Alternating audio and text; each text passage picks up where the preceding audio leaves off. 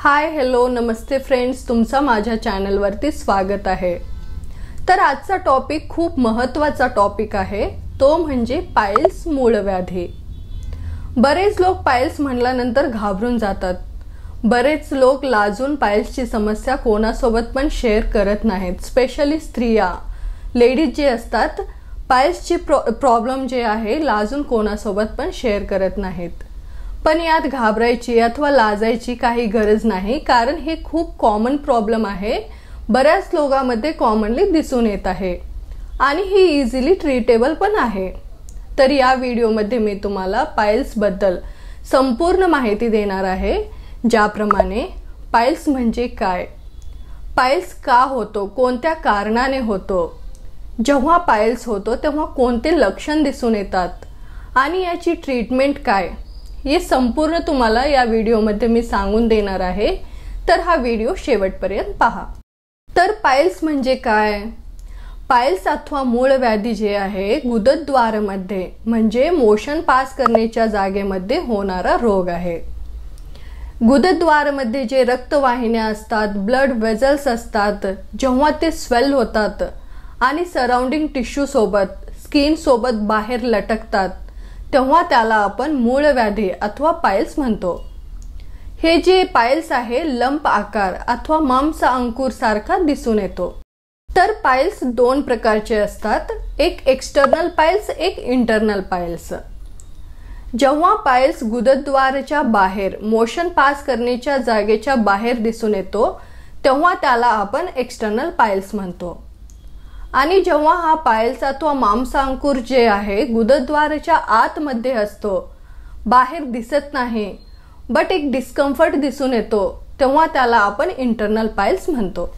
Internal piles again 4 टाइप्सचे असतात, ते म्हणजे first grade, second grade, third grade आणि फोर्थ ग्रेड।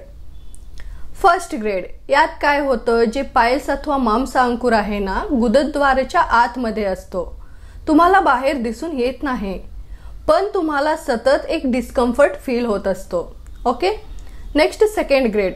सेकंड ग्रेड मध्ये काय होतं, जे पाइल्स अथवा मांसांकुर आहे ना मोशन करते वेळेस, लॅट्रिन करते वेळेस मोशन सोबत बाहेर येतो आणि मोशन झाल्यानंतर आपोआप मध्ये जातो।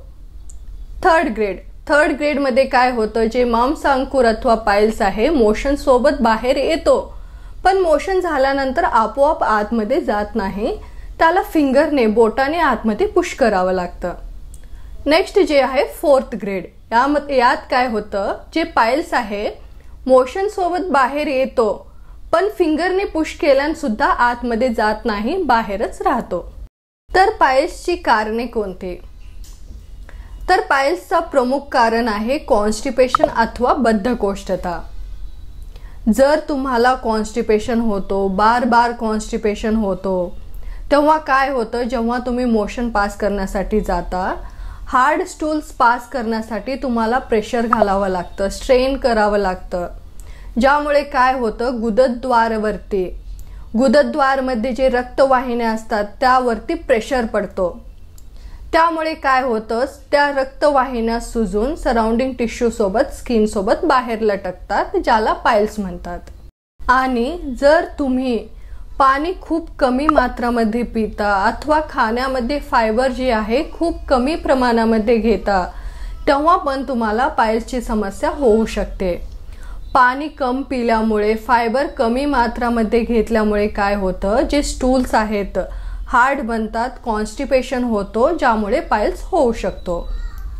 याशिवाय जर तुम्ही खूप ओबेस आहात, मोठे आहात, तेव्हा पण तुम्हाला पाइल्स होण्याची शक्यता असते।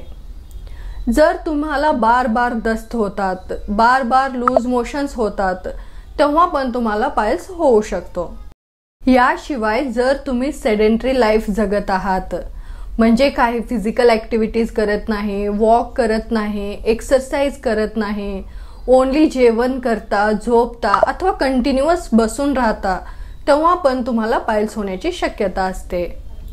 याशिवाय जर तुम्ही बाहेरील जे फूड आहे अथवा फास्ट फूड आहे, मैद्यापासून बनलेले पदार्थ आहेत, स्पायसी थिंग्स आहेत, हे सर्व फूड जर तुम्ही तुमच्या खाण्यामध्ये जास्ती प्रमाणात घेत आहात, तेव्हा पण तुम्हाला पायल्स होण्याची शक्यता असते। याशिवाय अगर बॅड हॅबिट्स, जर तुम्ही जास्ती प्रमाणात बॅड हॅबिट्स करत आहात, जास्ती स्मोक करता, जास्ती अल्कोहोल घेता, तेव्हा पण तुम्हाला पायल्स होण्याची शक्यता असते।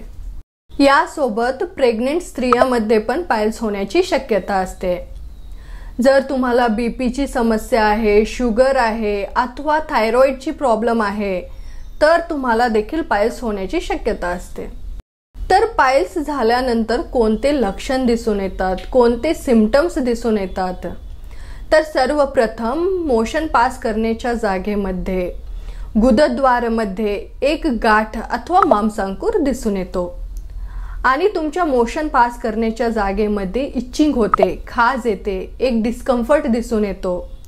आणि जेव्हा तुम्ही मोशन पास करण्यासाठी जाता तेव्हा मोशन सोबत तुम्हाला रक्त दिसून येतो, म्हणजे ब्लीडिंग होते आणि यासोबत पेन दिसून येतो।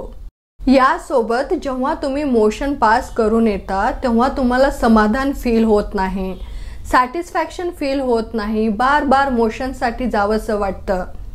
आणि कधी कधी काय होतं, जेव्हा तुमच्या पायल्समध्ये रक्त जमा होतो, घट्ट होतो, ज्याला थ्रोम्बोज्ड पायल्स म्हणतात, म्हणजे जेव्हा तुम्हाला थ्रोम्बोज्ड पायल्स होतो तेव्हा तुम्हाला तुमच्या गुदद्वारामध्ये खूप सिव्हिअर पेन दिसून येतो।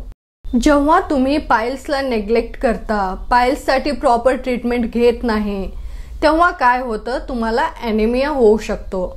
ॲनिमिया म्हणजे तुमच्या शरीरामध्ये रक्ताची कमी होऊ शकते। पायल्समध्ये काय होतं, ब्लीडिंग होते, म्हणजे मोशन सोबत रक्त पडतो।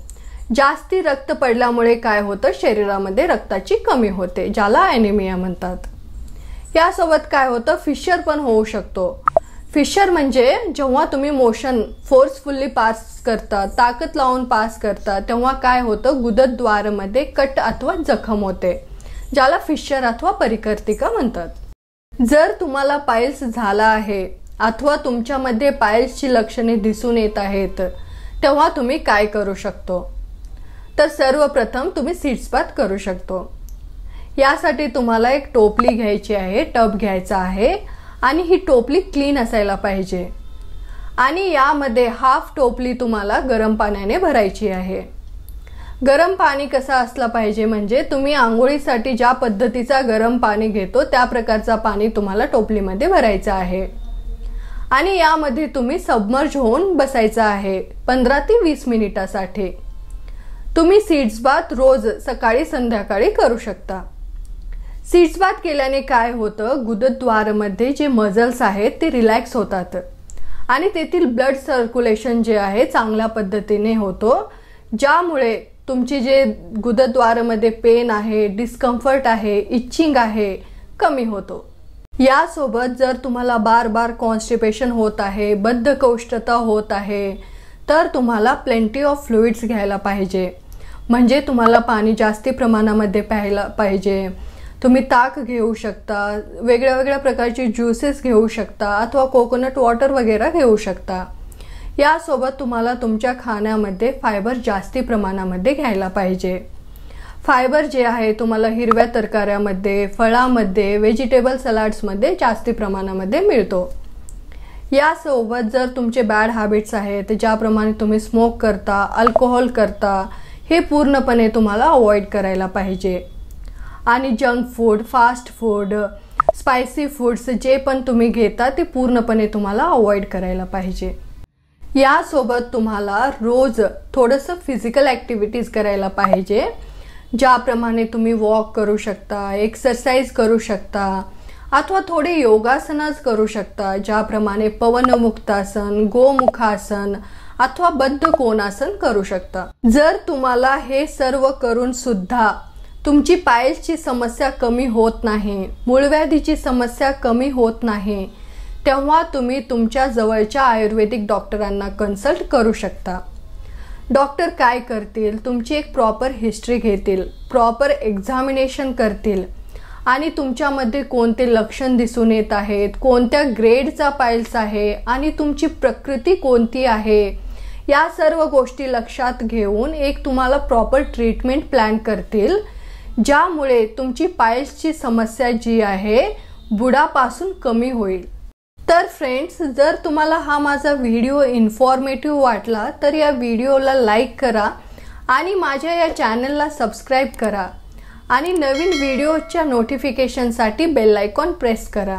धन्यवाद.